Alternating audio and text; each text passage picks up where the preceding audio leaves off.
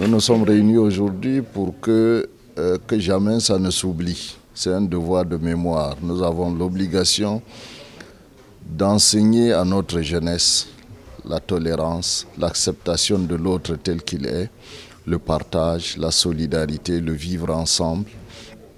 Plus jamais que ça ne se produise au Rwanda, sur le continent africain et même partout dans le monde.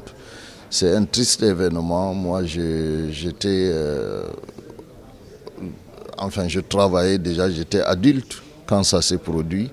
Et je vous assure, c'est triste, c'est triste. Pour revenir, disons, moi je pense que les autorités rwandaises ont fait ce geste extraordinaire de supprimer la mention ethnique, bien évidemment, dans les cartes d'identité, dans l'identité des gens, qui est quelque chose d'inqualifiable, quel que soit le pays. Et on a vu que dans d'autres génocides, on a aussi utilisé ces catégorisations des gens pour les poursuivre, pour les présenter comme étant indignes d'être des êtres humains pour justifier, disons, l'injustifiable. Donc je crois que ce travail de reconstruction de la nation rwandaise et de reconstruction d'une identité apaisée et sereine est quelque chose d'extraordinaire qu'il faut soutenir. C'est une activité extrêmement importante, c'est une activité de commémoration qui signifie pour nous qu'il ne faut pas oublier ce qui s'est passé, l'histoire, les dérives de l'histoire, pour que jamais plus cela ne puisse se reproduire. Le peuple rwandais est un peuple frère, africain. Il y a eu d'autres génocides à travers le monde et ce génocide de 1994 a marqué par sa proximité, par sa cruauté, tous les Africains.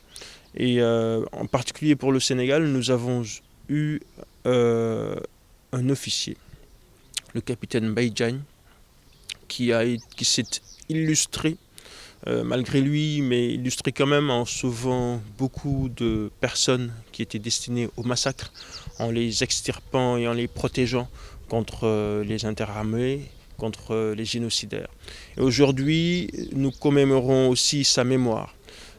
C'est aussi un moyen de faire en sorte que les nouvelles générations soient conscientes qu'il y a une ligne rouge à ne pas franchir et qu'il faut promouvoir la vie en commun et abolir la haine. Merci beaucoup. C'est une bonne chose parce qu'on voit que le Maroc soutient cet acte de commémoration et c'est une bonne chose parce que nous voyons que vraiment il y a le monde qui nous soutient pour le développement de notre pays, aussi l'Afrique. Combien vous êtes d'étudiants au Maroc? Ici au Maroc, nous sommes plus de 70 étudiants dans des filières différentes. Il me soit tout d'abord permis de saluer justement cette excellente initiative rendue possible grâce à la conjugaison des efforts louables des autorités rwandaises, de l'ambassade du Rwanda, son Excellence Madame l'ambassadrice Zena Nyiramatama, ainsi que d'autres intervenants.